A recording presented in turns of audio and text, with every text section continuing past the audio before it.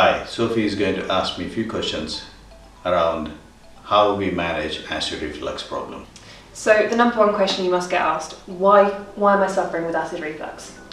There are certain factors which predisposes a person to develop acid reflux.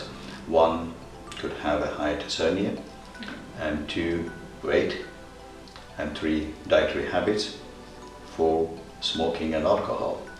So no fun then. There is fun, but I think everything in moderation is good. When you take anything in excess, it causes problems. Like eating is good, everyone loves food, but when you eat too much, then you put on weight. Okay, so that can predispose one to develop acid reflux.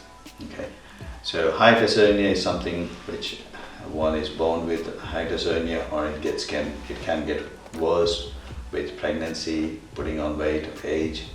Other things like smoking and alcohol can relax the sphincter, which is at the lower end of the gullet, which allows the food to go into the stomach, but it stops the acid from going up into the gullet.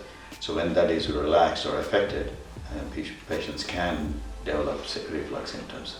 Okay. So what are the number one treatments for acid reflux? The most common treatment for acid reflux is to change lifestyle. Identify what are the triggering factors, like eating greasy food or fatty food. Again, no fast food. Well, you can eat, but not necessarily every time you eat any fast food can give you acid reflux. It's a quantity if you eat too much, and also timing. If you're eating very late in the day, that doesn't give you enough time before you go to bed. Okay. So it stays in the stomach and then can cause problems. There are other things like coffee. Drinking too much coffee can give you reflux, and smoking. Of course, smoking, not just acid reflux. There are other side effects of smoking. It has got a knock-on effect on your breathing, heart, blood vessels, etc. So the number one treatment wouldn't necessarily be a lifestyle change? It's better to change your lifestyle and then to introduce tablets which controls the acid production in the stomach. Okay. But then one has to be careful. If someone is over 40 years of age and they have a newly developed acid reflux, that could be related to something more sinister. So that's why it is better to seek your general practitioner's help. Okay. When this treatment fails, one can opt for operation. Okay.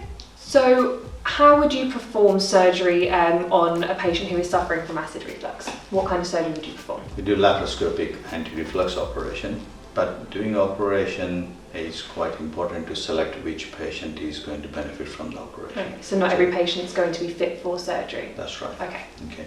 Every patient who comes to my practice, they go through different tests. One is endoscopy to look at the gullet and the stomach lining to make sure there are no ulcers, no bacteria growth in the stomach which could cause a reflux. Because if you find those things, treating those simple problems might be effective. They don't need any operation. Another test they require is a barium X-ray or something called high resolution manometry to check how the gullet works. Okay. And then also they have 24-hour pH monitoring test, which is not a pleasant test, but it is essential to have those tests before. It's necessary. Otherwise, patients will have an unnecessary operation with no benefits. Perfect.